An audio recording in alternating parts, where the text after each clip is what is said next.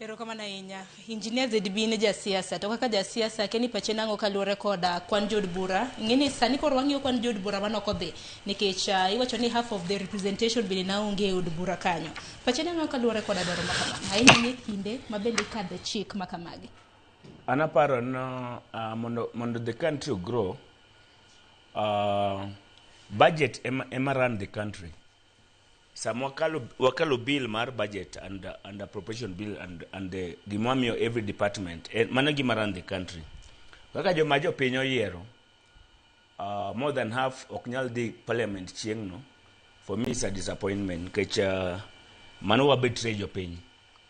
En aparo no kwadhi mbele to en actually budget an kadonji bunge next year, budget en onego bed na 2/3 kapok wachako discuss budget, 2/3 of members of parliament nyaka bedi bunge nikech en anaparo en fuo budget mar the country nyalo bedo past less than half of the members in parliament.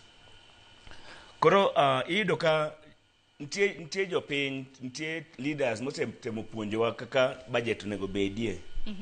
Kaka Ndindi Nyoro osika bet kaka geto waka gima en ong'eyo budget moingo jite to be chieng' no onge awuoro to kata ipuonjo kang'o. Koro ngo penjre to jogi jomoyiergi nyaka ketgi to be accountable. It's disappointing that budget mar the country wanyakalo ka more than half of the members of parliament onge to kata mana kapok adhi ne adhiambo iparo ni kwan mar 186 gi nang'o mi nok gichopo ng'eny gi pondo okodwa kata odwaro lakini opondo. Koro mana shida mar jotendwa moko.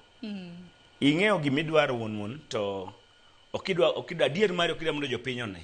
Nikech gigo kura to ng'en ng'ane ZB ogo kama ng'ane ogo kama. Koro ipondo ni onge dicha keni travel na to okidwa represent jogu jopiny.